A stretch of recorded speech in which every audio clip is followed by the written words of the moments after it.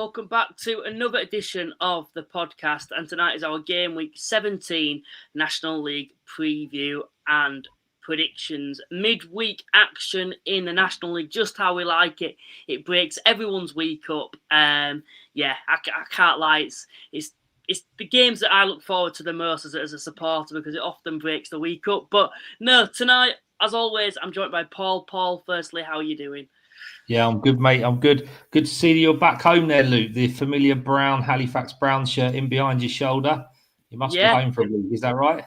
Yeah, so obviously at uni you get like weeks off every so often. So I've got the full week off, which is pretty good to be fair. So I thought I'd come back to Yorkshire, back to my roots, and basically save a bit of money by living at my mum and dad's for a couple of days. But no, it's good to be back. And to be fair, if I brought my microphone with me, then we'd look so professional now. It'd be like the old days, of course, with the background and everything. Because at uni, it does look a little bit dry, you know, the background and everything. Where at home, I think it looks a bit better, to be fair.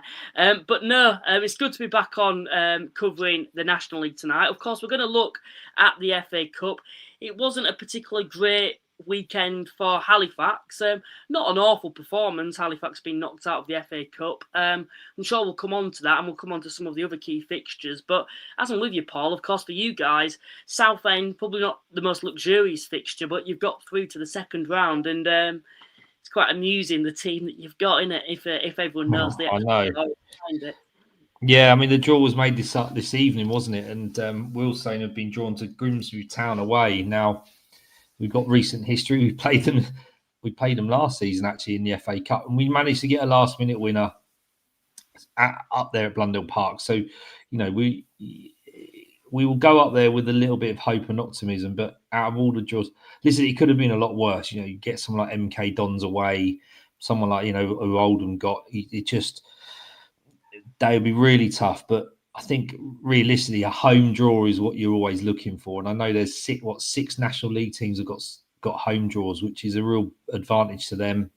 You know, the Vale, for instance, for Wealdstone is a real fortress and it's a bit of an advantage. So to have any team come down there would have been great.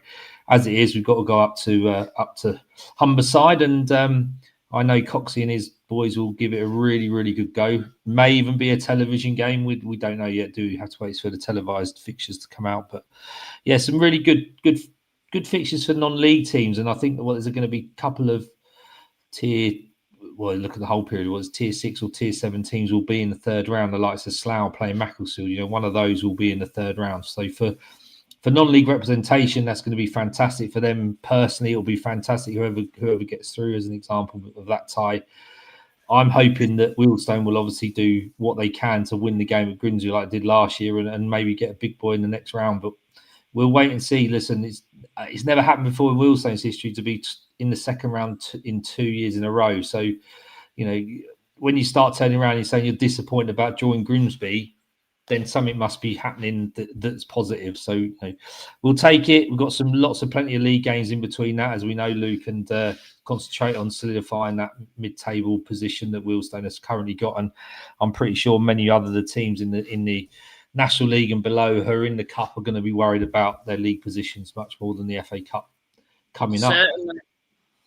We've also got Mick Hughes in tonight. He'll be very happy if we actually look at Gateshead. Of course, going away to 6th place Wimbledon in League One and defeating them. He'll be very happy with that. They've been drawn Walsall, which is probably a very difficult game once again. Of course, Walsall, I think, currently sit top of League Two, but they've proven that they can defeat League One opposition away from home. And I suppose at least on this occasion, it is a home draw for the Heed. So, you know, potential for them to maybe progress through. Looking at York, I know York were defeated, but they had that luxurious mouth-watering cup tie against Barnsley, that derby, and they came so close to defeating them. Of course, were knocked out, I believe, in the last minute against Barnsley. I think over the 90 minutes as well, from what I've heard, deserved to win that match. I know a few Barnsley fans are actually saying that they wanted a few of York City's players. But quite surprising as well, Josh Stones, who's been known as probably the backup striker to main man Pierce this season. Barnsley fans were praising him, saying that they'd love to see him in Barnsley's side, and that's just a compliment to York, isn't it? That the striker that's not even particularly getting in this season is seen as someone that League One opposition are actually praising and highlighting as someone they'd like for their team. So yeah, they were quite unfortunate not to get anything out of that. My side, Halifax, as I mentioned, lost to Exeter. I think that'll probably a case of just taking your opportunities. It's something that Exeter did very well, scored early and capitalised on one or two of the mistakes that we made. But I think over the course of the 90 minutes, it was quite a balanced match. And then looking at other sides that, of course, progressed. Brackley themselves played Notts County. They've got through that game now. Also looking at Carlisle, who, of course, going to speak on a bit of detail in a sec. Boreham Wood, I think, as we expected, defeated Crawley at home against League Two opposition. Of course, they've been drawn to Newport now. But looking at Carlisle, of course, 2-0 down to Reading they were against League One opposition. Most people would think, yep, that's game over now, being 2-0 down against the side 2 leagues above, away from home too. Linney on the bench, comes on and scores a hat-trick in the space of 8 minutes, which is just ridiculous against League One opposition for Regan Linney. What were your thoughts on that? Listen, what a fantastic comeback. It doesn't matter what level you're playing at, and who you're playing, to dig deep enough to get a result in the last, in added time, wasn't it? I think both goals were scored in added time. I don't think it really matters, like I said, what level you're at. If you're on the front foot and you've got the momentum and there's a chance of scoring another goal, and Carlisle have got quality. There's no two ways about that, Luke. We talked about them plenty of times. They've got quality up front, and having someone like Regan Linney to come on. And also it just goes to show that the gulf between the EFL and the National League is nowhere near as big as it used to be. We've been saying that for a number of years now. You look at Forest Green, almost should have got a draw out of Luton in normal time, missed that absolute felt like a sitter in the 96th minute down at Kenilworth Road. Even Hemel Hempstead taking Wigan to all the way to penalties and should have won, and then the National League South side. So I think it's testament to the quality that's in the National League that all those teams got through. And then when you look at those that didn't quite make it, Aldershot got beat. Who's down the bottom as well? Braintree got beat, but they're getting beat by quality sides in the league below. And it goes to show the gulf between National League South and National League again is there's a real sort of core of ability and quality down there as well. So listen, it's great to see National League teams and non-league teams, as a whole, being represented at this stage of the FA Cup. It's great for fans. It's great for us as bloggers and YouTubers and podcasters to be able to talk about it. So let's hope that the next round, a few of them pop into the third round and have a good away day, good payday, and get one of the big boys. Yeah, I think that's the thing about the second round this time is there's so many not just National League sides, but non-league sides featuring in the second round of the FA Cup. There's a lot of potential for a handful to be able to potentially feature against Premier League sides in the third round, and it's guaranteed that some non-league sides are going to be heading into the third round this season, which is just brilliant for non-league and for the competition overall, because it is what we like is the magic of the FA Cup. And for me, the foundations of this competition are through non-league sides being able to draw, one of the big boys. And, we've seen what it's done to sides in the past. It's life-changing money for a football club, for the future of them and the potential of them and the potential to grow as well. I think as well, if you look at football clubs, a good cup run attracts a lot more people to come down to the ground. After a good cup run, a lot of people will often like to stay around at the football club and go to a few league fixtures, and before you know it, they've got a season ticket at the football club. So there's so much potential, I suppose, for clubs to actually grow, particularly if they can pull a mouth-watering tie against a Premier League side or even a Championship side in the third round. Of course, we speak about Regan Linney as well, scoring a hat-trick in that match. this season, I suppose he has probably been the poster boy of the National League in terms of the goals that he's produced at Carlisle. Of course, there was opportunities. It's well known that he could have gone to the EFL in the summer. I think a lot of League Two sides were interested in him. He chose to join a fellow National League side, which I think, particularly looking at Altrincham fans, I think a lot were quite disappointed. I think a lot felt he should have gone into League Two rather than going to a club with a big budget coming down from the division, from the league above in Carlisle. But of course, he made that decision to stay in the division. He's absolutely smashing it in this league.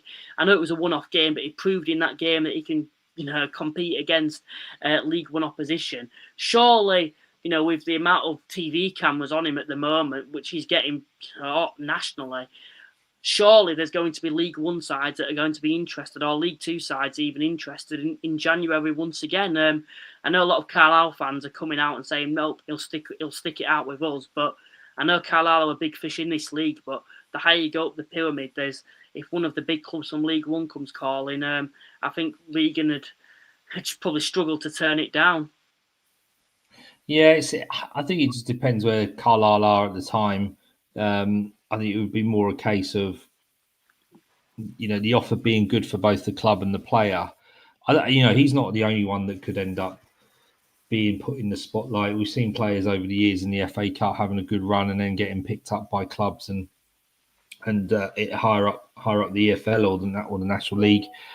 So it's a really good, exposure for the football clubs, for the fan bases. Like, I think you're right, Luke. You've only got to look at someone like Hemel Hempstead as an example. They took 1,000 fans to Wigan. There's going to be some of those people will go and watch them again and go and watch them again. And the same for Wealdstone, the same for Halifax. If you do well, people will get others along. And what if they get others along and they start to see how good it is and how great it is? And we all know how fun it is to go and watch National League football. And then you build your fan bases from that way. So the exposure, the finances for players and for the clubs especially, it can't be underestimated. And also, just the fact that it's the greatest cup competition in the world, Luke. I don't care what anyone says. Everybody wants to watch the FA Cup final. Everyone knows about the FA Cup right the way across the world. From the extra prelim rounds that are played right back in sort of August time through to the final with the following May. The ability for players to be able to play in the FA Cup, no matter what round it is, and just that the fact that you could be part of it is fantastic, and fans are like that. I know the Wealdstone fans were buzzing after Saturday beating Southend and knowing they're in the next round, and it gives you something. And long may that continue. Long may the non-league teams sort of represent at this sort of stage and. Give the rest of the footballing watching nation, something to look at and enjoy like we do.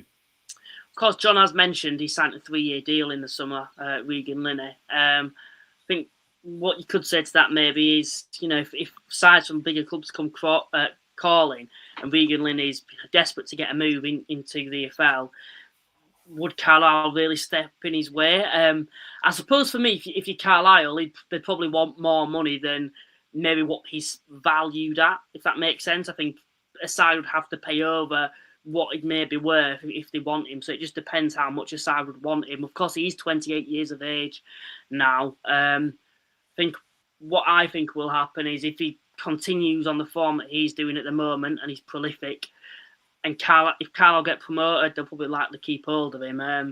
But I think if Carlisle don't get promoted in the summer, that's when it might be difficult to keep hold of him. We saw York, I think, with Ollie Pearce. I know they've kept hold of him this season, but there was definitely opportunities for him to go to League Two. I think there were times where he actually wanted to, and York rejected bids and stood in his way. Of course, we don't know the ins and outs of that, but they're just rumours that we've heard before.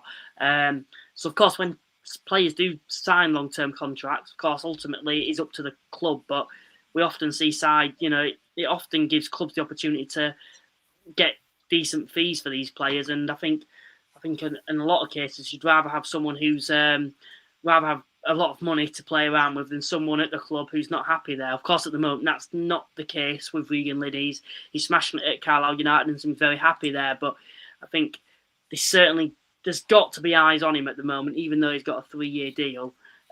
With the way that he's currently playing in the National League, and particularly, with him stepping up like he did in the FA Cup, because scoring a hat-trick like he did against Reading is ridiculous for a non-league player, in my opinion. Overall, anything to add on that, Paul? No, I think 3 year. There's a reason why he's on a 3-year contract. They see him as an asset. It gives him some security. The fact he enjoys playing for them and playing under Mark Hughes and being at the top end of the National League, and he could well go into the Football League with Carlisle. Yeah, I think it will be a big bid if someone like Linney has to go, not just necessarily him. You look at the lads who are playing up front for Boreham Wood as an example. They're having a great season. So I don't think Reagan Linney's not going to go anywhere whilst Carlisle are doing well. He's clearly happy with the contract he's got. It will be a big move, both financially for him, or has to be a big move financially for him, and it will be a big bid that would have to come in for him to be sold by Carlisle, because he's going to be worth more to them in the run up to the end of this season and trying to get the championship than selling him in January, without a doubt. But of course, the Southend fans come in and said, "Congratulations on your victory, Paul. We'll try and get some revenge when we play later on this season at the Hall." Southend must be sick of the sight of the Vale and Wealdstone. I think Wealdstone ended up beating them twice in about 6 weeks. And listen, they turned up in massive numbers, over 1,000 of them again on Saturday, sort of wanting their team to do well. And Ben Goodliff got sent off, quite rightly got sent off. He made a mistake on the edge of the box, got caught in possession and ended up dragging down Olamola, and who was a through on goal. And that really changed the dynamics of the game, because straight after, from that free kick, the ball went out wide. Wealdstone whipped it in and scored. And then after that, Wealdstone were able to manage the game. They were playing against 10 men, but Southend, I'll tell you what, give it a bloody good go, Luke. And, probably didn't really threaten as much as they would want to have done. But they gave it a good go, and it was only until the last maybe 15 minutes where they started to tire and opened a bit that Wealdstone got back on top, and Wealdstone managed the game. So I think they're not going to want to come to the Vale anytime soon. So they'll probably want to try and exact revenge down at Rochdale at the end of the season.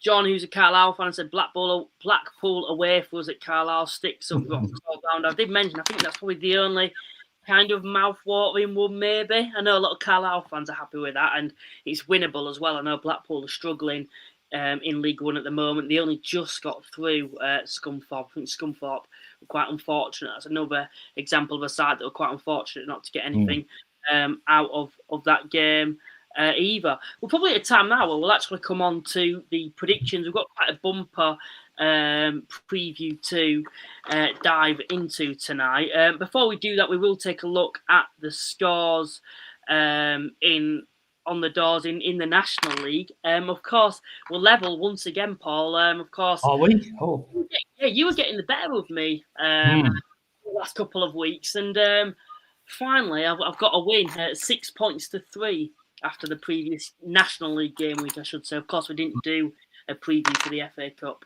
No, it wasn't a very high-scoring game the week before. There were some very unusual results in that, and I think you came out on top by. I think you got one score right, which sort of gave you that bump up to 6. But neither of us were particularly good that week. Let's just hope this midweek brings us a few more points, Luke. Yeah, we're going to need it. Well, I certainly am going to need it to try overtake you once again. But please remember everyone to like and subscribe as well. It genuinely does go a long way if you can do that. And if you'd like to become a channel member, it is just £2.99 a month. Also, remember to check out our sponsors, Cards Accepted. There's a link in the, a QR code in the top right-hand screen.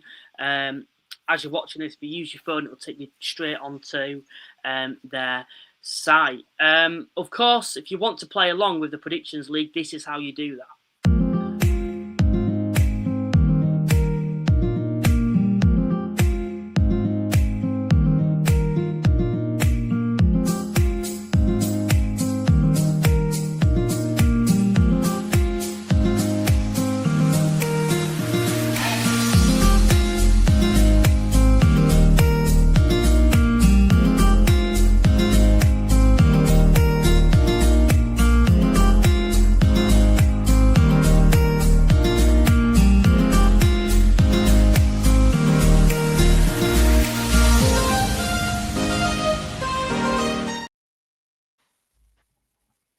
to have a look at then is Boreham Wood versus Aldershot Town. Of course, Boreham Wood through in the FA Cup after defeating Crawley at the weekend. As for Aldershot themselves, actually got knocked out by lower league opposition against Western-super-Mare. New manager John Coleman, it's not been the ideal start for him, although I think performances potentially have improved. I know against Scunthorpe they gave it a very good go, and against Western-super-Mare they did dominate the majority of that game, but still it's 2 defeats in a row for him down at the Shots. And if you look at the next 5 or 6 fixtures, I think they've got 4 of the next 6 fixtures are against, 5 fixtures, I should say, are against sides currently within the top 7. So it's not a very nice start, I suppose, for John Coleman. Seems like a very good appointment for me. Knows how to work with a low budget, which he will have at Aldershot. But I suppose at the moment with Aldershot, the amount of injury issues that are happening, I think the lack of experience at the back, it's a really difficult time for them. Of course, only outside of the drop zone at the moment on goal difference. How do you see this match going overall? It's certainly one. I know. Listen, Boreham would have only lost 2, and the last game they lost a couple of weeks ago was to Forest Green, and that's no disgrace to lose to Forest Green, and it was another tight match. But it's one they've got to feel they should, or they feel they should win, especially when you look at the other games. You know, Rochdale are playing Scunthorpe. What was the other game that I looked at? That Carlisle playing Halifax. So there's a real chance for them to nick a result here, which I think they're more than comfortably able to do. That will just help them in that top 3 or 4 places, because other teams are going to drop points in the same evening or the same week. So Boreham Wood are scoring goals, and I think that's evident. Aldershot under John Coleman, they're going to have to adapt to the way John Coleman wants to play. I'm not too. It's a bit more organised. That's what I would. I think under Widrington, it was very attacking minded, which is very good to watch. But like against Boreham Wood, for example, they try to go toe to toe with them, and Boreham Wood have clearly got better forward players. Whereas now I feel like there might be a more defensive approach potentially with John Coleman based on what he's done in the past. I'm not too sure, but no, you're right. More pragmatic, more organised. They've got to be in the position they're in. They don't want to keep slipping down and end up in that sort of relegation fight. It's going to take time for that set of players to get used to a new manager, because they've been playing under Tommy Winterman for the last number of years. So I think Boreham Wood will comfortably win this at home on that lovely surface they have down at the Meadow Park. I think Boreham Wood will win 3-1. I've gone for a 2-1 Boreham Wood win. A few people have come in with their predictions. We've had Stone's Madness has obviously come in, said, Paul, first drink free at the Vale for the fans for Tuesday night game. Are you going? I'm gonna try and get down there. My kids have football training on Tuesday nights, and 2 out of the 3 of them train on the same evening. So my wife and I end up being taxis. So the fact that it's on at the Vale is a great idea, because I did want to get to Yeovil, not possible this time. So I probably will be down there, and I'll see you there. We've also had John who said, will you be travelling to Brunton Park tomorrow, Luke? The waterworks end is unshelled and it's forecast rain tomorrow evening. Bring a volley. Cheers, John. I really appreciate that. That sounds like a bundle of laughs. And if I'll give you a little bit of a hint, but when we come on to my predictions, if it turns out how I've predicted it won't be a very good time there, let's put it this way, particularly with it forecasting to rain. But of course, it's a new ground as well, so I do want to go to Brunton Park, particularly. I think it is probably one of the more attractive ones in this league to do. A few other predictions. We've had 1-1, 2-1. I think we've had 3-1, and then we've had 3-0 to Boreham Wood as well from Mickey. Moving on to the next game. It is, of course, Carlisle v Halifax. I should have saved hinting that, actually, if I'd have known in hindsight. Carlisle flying at the moment. I actually think it's probably a bad time to be playing them, particularly with Con Clark coming into the side. They've just got through in the FA Cup in the way that they did as well. They're going to be quite high on confidence. I suspect there'll be quite a good crowd there tomorrow night. Halifax, on the other hand, done pretty well against sides, up there this season. Of course, defeated Rochdale, drew to Scunthorpe, came very close to getting something against Forest Green, drew to York. I just think it's probably going to be a little bit too much for Halifax to get out of this game. Anything out of this game, I'm going to go for a 3-1 Carlisle United win. I think it's a long way for Halifax to go on a Tuesday night and get anything. How do you see it going?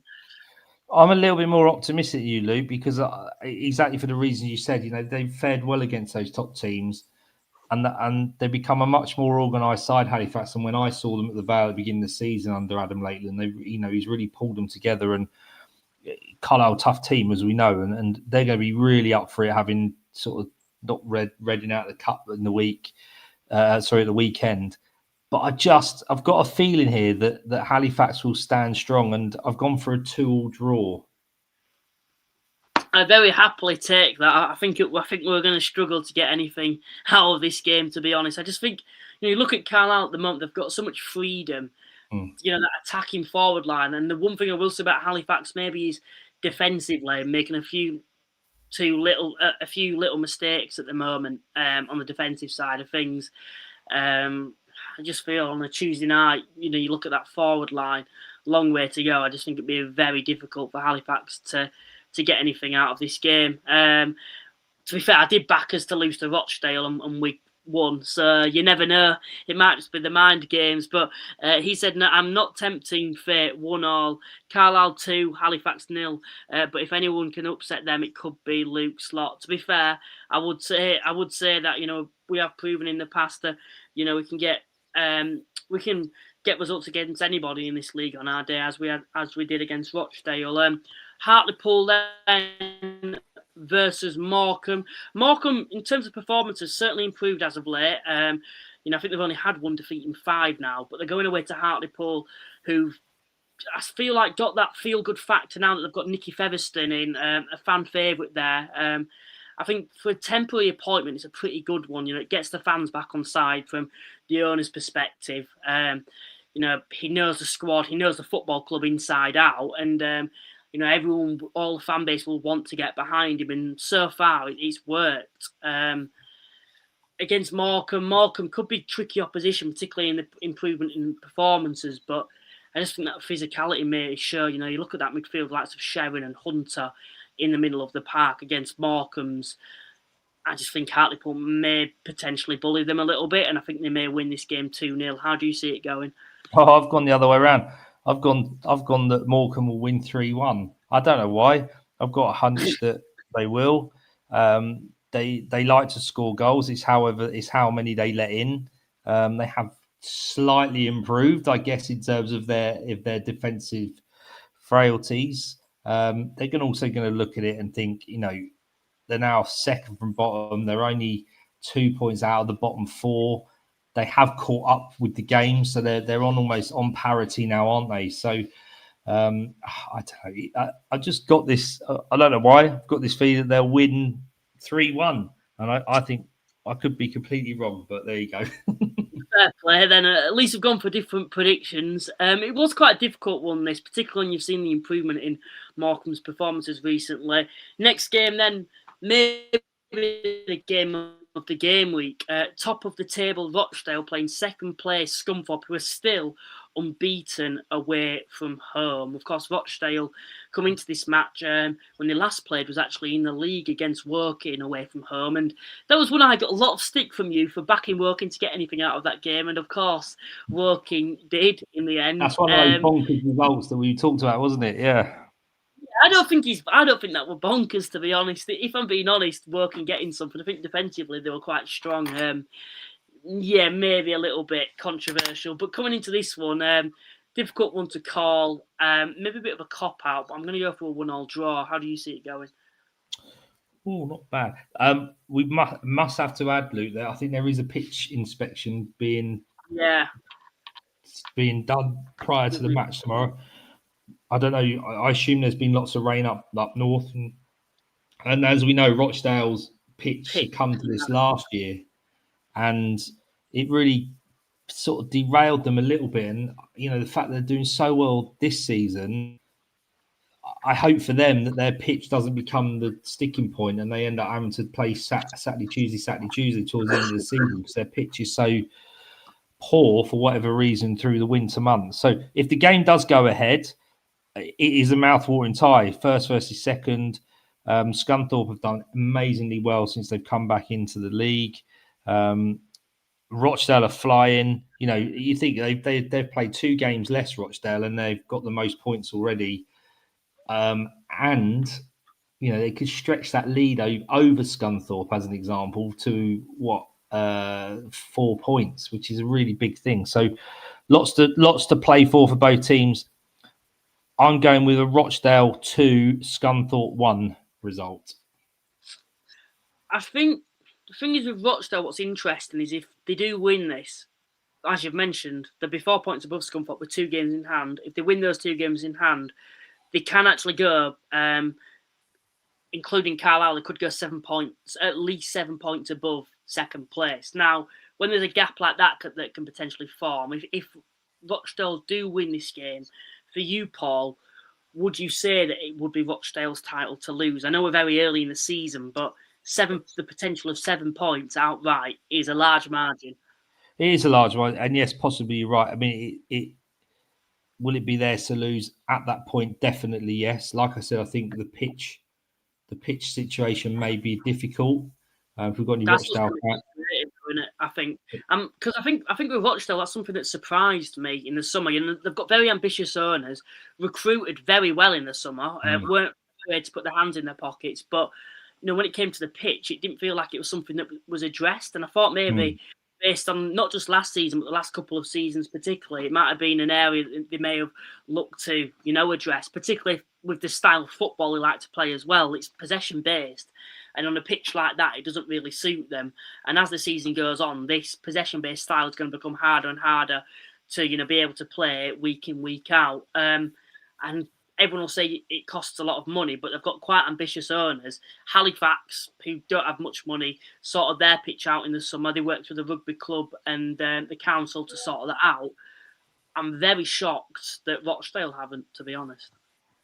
No, you're right, and I think it does boil down to finances. Does it boil down to a little bit of ignorance? I have no idea. I mean, if there is any there you go. It was £2 million plus to fix it properly. If it's £2 million plus, what non-league club's got £2 million to spend on the football pitch? No one. So if that is the case, then fair enough. That's the reason why it hasn't been rectified. I just hope for Rochdale's sake that, you know, having had such a good start and recruited so well, and they are a very good football team, that they get derailed by that. But at the moment, they are top. They're playing Scunthorpe tomorrow. And I think at this stage, if they beat Scunthorpe, they're in the definitely in that box seat, and people have got to start catching them. 100% agree. We'll move on to the next game that we'll look at. Your side, Yeovil versus Wealdstone. A bit of a mid-table clash, you could say, for this one. This is an absolute mouthwater one, this one, isn't it? We'll have them flocking to Hewish Park. How do you see it going then, Paul? Do you know what? I mean, Wealdstone are playing very well. You know, we've got a couple of suspensions tomorrow in the back 4 or back 5. We've just got to sort of manage a couple of injuries that they're carrying or niggles. So it'd be interesting to see who is fit to play, because Sam Cox does have to really go strong in obviously a lot of the games, even the under-21s National League Cup matches. The squad isn't the biggest. So, yeah, we'll see. I mean, Yeovil, like we talked about, didn't we? Richard Dryden came in and they sort of had that new manager bounce, and that sort of worn off a little bit. They have made a couple of signings in the last couple of weeks to help them along. A couple of sort of good attacking additions and defensively as well. So I've gone with a 1-1 draw. I think what's good about Wealdstone this year is that they're very resilient. There's been very few times that they've been easily beaten, if that makes sense, or they've not given up, or that, you know, they've just sort of folded, which in the past that may have happened. But this team isn't. It's full of pace, it's full of power, full of legs and energy. You know, they really want to do well for Sam Cox and the Stones fans. And I think just keep picking up points, going away from home, and respect the point and move on. They could easily win this, but I'm not as well. But I think I'm going to be more pragmatic, and I think it will be a 1-1 draw. I was looking at possession stats earlier before this podcast. I'm going to ask you a question. Guess where Wealdstone are out of 1 to 24 in possession stats this season? I think they must be in the top 3. You're correct. Yeah. Only York have got more possession than Wealdstone this season. It goes York, Wealdstone, Rochdale, which is just phenomenal when you think of Wealdstone being a part-time outfit. I think what you find with York and Rochdale is being full-time and having the quality of the players they have. This is no disrespect to Wealdstone. Is there's a mistake in Wealdstone when they've got possession of the ball because they try and play. If that makes sense. They try and sometimes they overplay a little bit in their defensive third across with the goalkeeper and the back 4, back 5, and maybe to getting the ball from front to back. Although Wealdstone are effective and try it very well, not going to be quite as effective as say York and Rochdale are, and getting that as end results. But listen, Wealdstone are a good team to watch. They are possession based. They do play with wing backs. They've got some real quality in the midfield, and I think it just boils down to when they've got possession of the ball. Sometimes just it's a little bit indifferent with the end result, but that's just that's to be expected with the squad we have and the budgets that we have. But they're doing very well, and anyone who does watch Wealdstone, then they would appreciate that they're a good team to watch. Yeah, huge park then on a Tuesday night for the Stones. I'm going to go for 1-1 draw. I actually put down a 1-1 draw as well. Quite a hard one to call once again. Yeovil have been very mixed at home this season themselves. I think they've shown at times, to be fair, Yeovil, in some of the performances that they can compete. I think they're building quite a good squad there as the season goes on. Oluwabori going back, Michael Afete signing for them at the back, on top of what they've already got. It just feels like on the forward side of things, they just haven't got that kind of killer instinct in terms of that prolific goal scorer, and I don't feel like many sides altogether are really the team altogether, I should say, are really stepping up in terms of the actual goals. Tavon Campbell's not been that front man that they need in terms of the goals. He's only scored twice this season so far, and no one else is really stepping up for them. Even like Jarvis, who's scored the majority of last season's goals for them, has only got 1 to his name so far as well. They've actually only scored they've only scored 18 goals all season for Yeovil, which is quite disappointing for them and underwhelming. But I think at Hughes Park, being at home against Wealdstone, I'm going to go for a 1-1 draw for this game. We'll move on to the next one that we'll have a look at, which will be Altrincham versus Boston.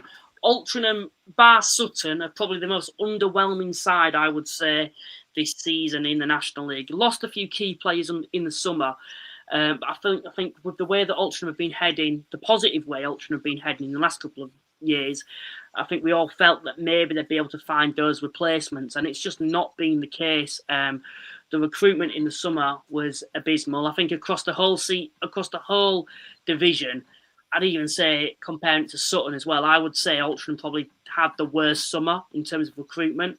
They lost Newby, they lost Linney, they lost Amaluza, and they've replaced them with a few players that I'd class as luxury players. I think Charlie Kirk coming into the side, he's a luxury player, did very well at Crewe, but he's not stepping up when Altrincham was struggling.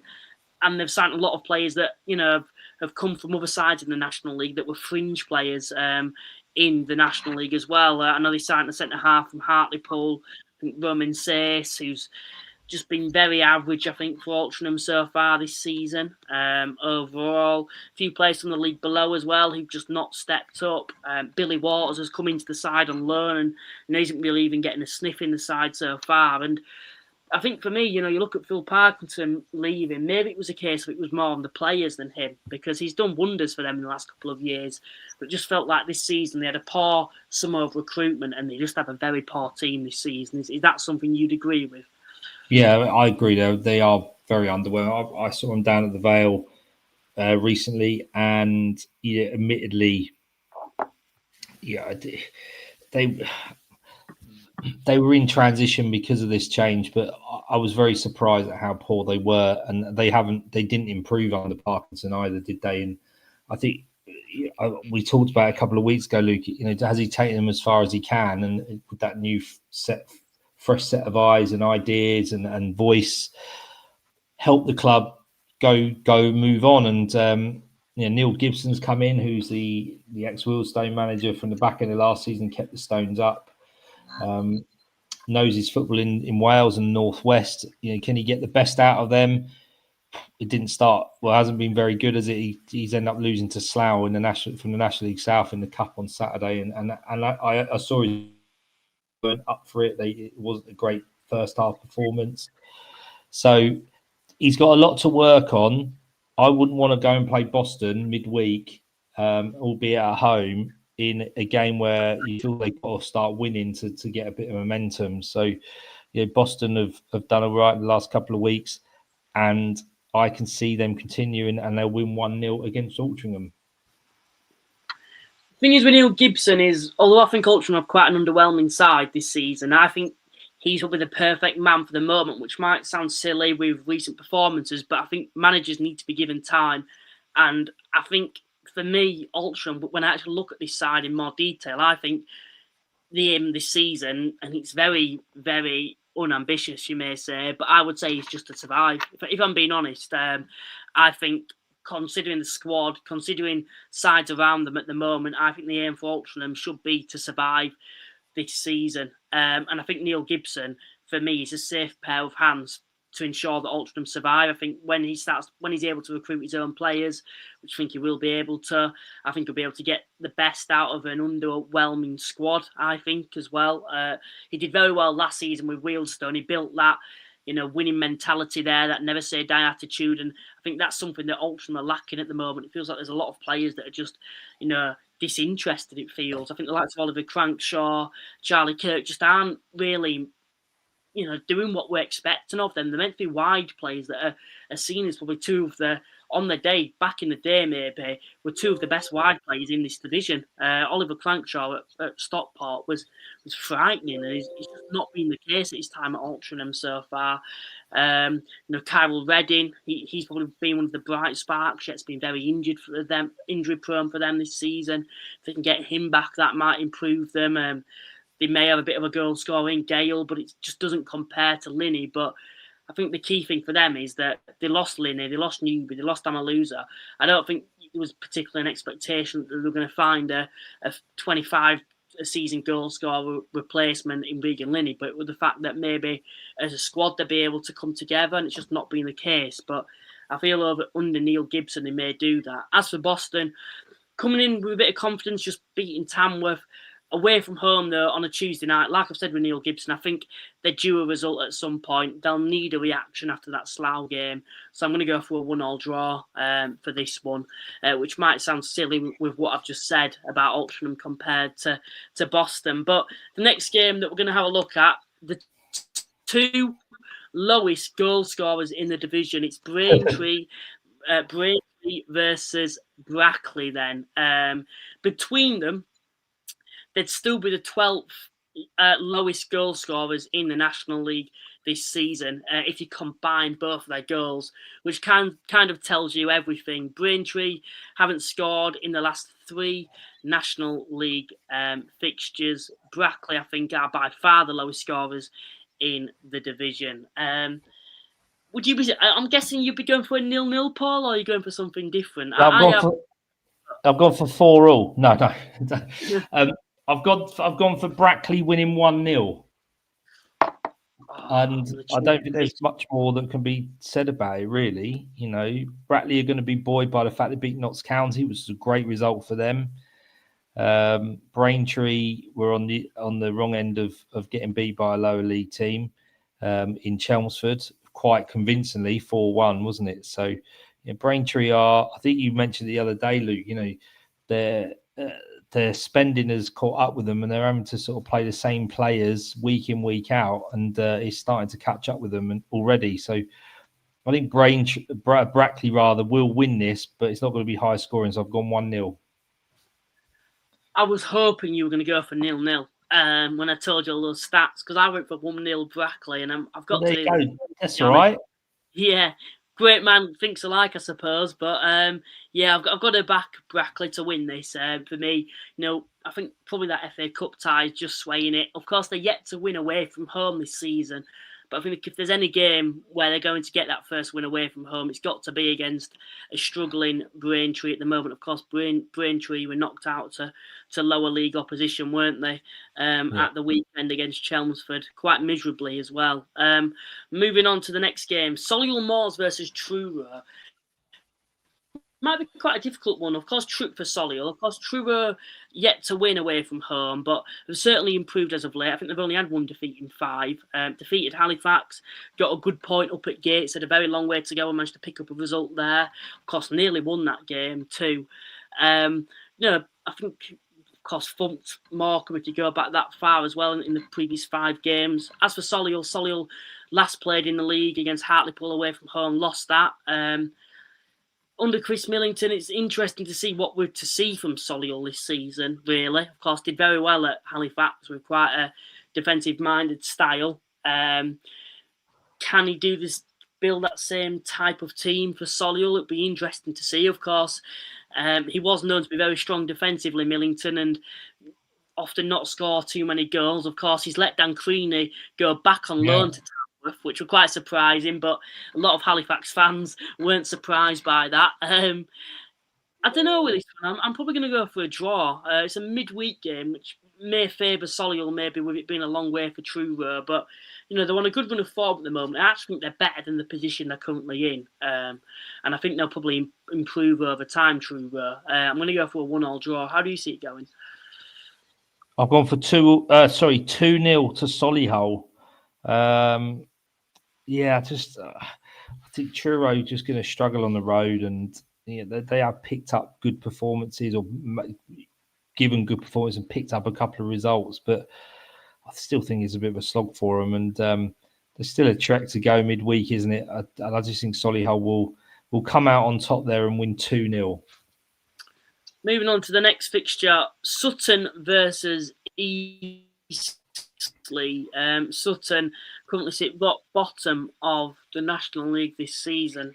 We speak of Altrincham and them being underwhelming. Sutton certainly have. I think if you look at the new appointment of the new manager, on paper it was quite an exciting one, but was it necessarily the best decision? I know it's still early to make when you're in a relegation scrap, employing a manager who's never been involved in the National League in the past, coming from Worthing. Wasn't actually having a great start to the season at Worthing either. If you compare, Worthing's start to previous campaigns, they're coming against an Eastleigh side who, for me, are a team that people should be watching under Scott Barlett at the moment, on a good run of form, only one defeat, I believe, despite Spitfires since he's come in, and that was, of course, the Boreham Wood. One thing I will say about the new manager at Sutton, they're scoring a lot more goals now, involved in a lot more high-scoring games. But I just think Eastleigh at the moment, they're on good form. I think they'll win this one. I'm actually going for quite an entertaining 3-2 Eastleigh win. How do you see it going? 2-0 to Eastleigh. I saw Sutton at the Vale the last time the National League was played. And for the first half, they were okay. They went 2-0 up against Wealdstone. And then in the second half, the Stones did very well. They couldn't have played much more indifferently than they did in the first half, and some the goals they gave away, etc. But Sutton just couldn't. Once their sort of pressure eased and not their legs went, but the sort of energy went, and then they didn't seem to be too organised at the back, and they were really quite a poor side, Luke, I have to admit. I was quite surprised, and that manager's got a real tough gig on his hands, because defensively, Sutton aren't brilliant. They've got Lewis Simper on the wing, who's great. All the sort of ball went through him in the first half, never really got the ball in the second half. To be fair to their manager, they were trying to win the game, and get back in the game, etc. So he was making different changes and trying his best to throw people forward and everything else. But to be 2-0 up against a team who you would think you could take points off, like Wealdstone, to then succumb 3-2 was really damning for them. And previously they had struggled against Farnham Town, and they've only won one game in the league. So really tough gig, and I don't think that's going to change against Eastleigh. They are at home. I don't know what the fans and is it toxic down there? Are they supportive? I have no idea. But if they've got to get behind their players now, and this is a perfect opportunity under lights. But I just think Eastleigh are going to be too strong and win 2-0.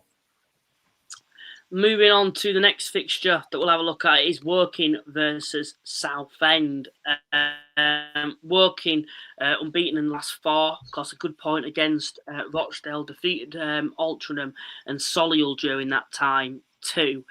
Coming with the Southend side, who won a bit of a shaky bit of form, but of course recently picked back up.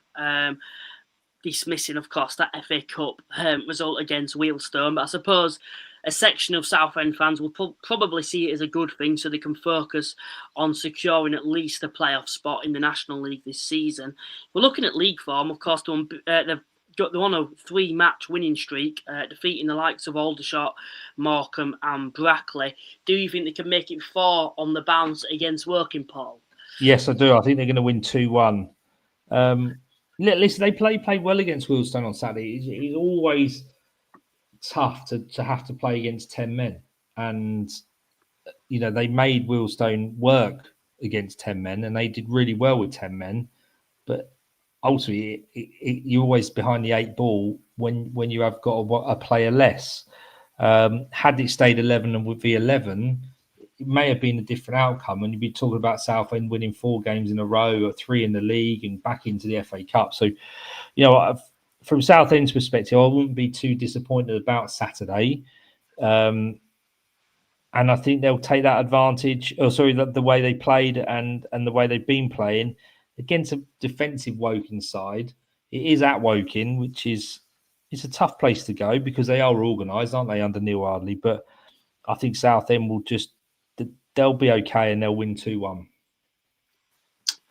Gone for a 1-1 draw, me. I think I'm quite ambitious about Woking at the moment, I suppose. They're becoming a lot more well organised. I think what we saw from them last season when Neil Ardley came in, we're seeing more of that this season now, of course, after quite an underwhelming start for the Cardinals. But I think from what I've seen recently, getting a point against Rochdale, contained them very well, defeat the likes of Solihull. I think they'll make it quite hard for Southend. And I think it could be a game potential where we see both sides cancel each other out. Both play very similar type of styles. Both are quite, industrial-based, defensive-minded teams.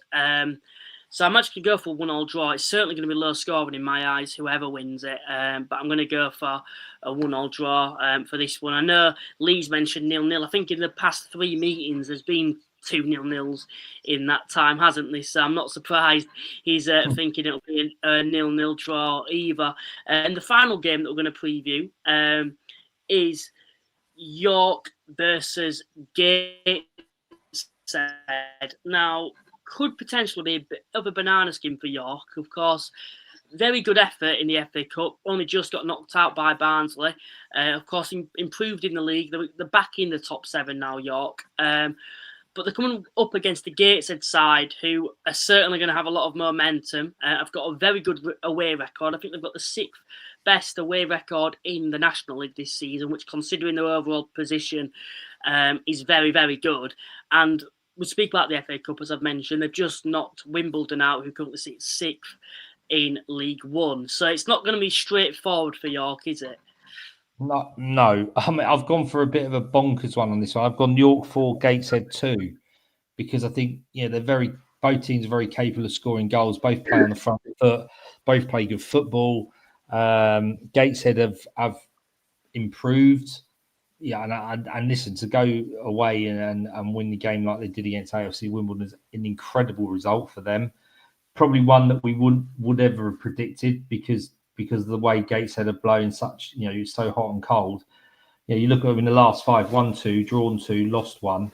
you just don't know what you're getting with Gateshead. So I've gone with a York win. They are at home, not too far up the road. There's further place to go on the midweek for Gateshead, so they'll be happy with that.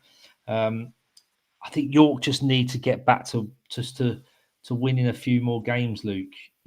Again, they've lost one, drawn 2, 1-2. The last 2 they've drawn. Admittedly, they've had to play Halifax and Boreham Wood. And what York don't want to do is do what they've done in the last 2 games, let goals in the first 5 minutes, because it might give Gateshead that sort of confidence. But what York have done is dug deep and managed to dig out draws when possibly, even though possession and stats it suggests they should win, they haven't, but they haven't lost the game. So, yeah, I think York will win, and it will be 4-2. York are actually unbeaten against Gateshead in the last 5 meetings. And I think as well, this could be a game that might benefit York, maybe, because Gateshead will come to play. They're not going to put 11 men behind the ball. And that's something that I think York have struggled a little bit with against opposition this season, is actually breaking them down. And I think York have probably been a little bit too slow.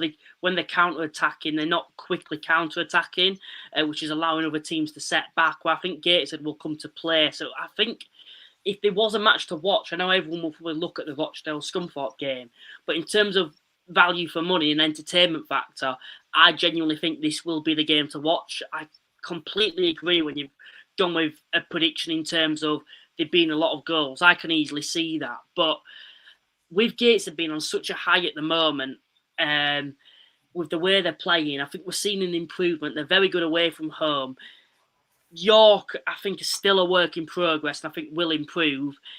I'm actually going to go for a 2-2 draw for this game, but I could very easily see a bonkers result. But I think with Gateshead, they're going to have so much momentum after that game against Wimbledon. I think they've certainly improved in the league as of late, and I think this will be quite a cracker, to be honest. I think it will be quite an entertaining one, and I could quite easily see a 4-2 or 4-3 even York win, because it does give that type of vibe, this game overall. But no, I think that more or less wraps up the predictions.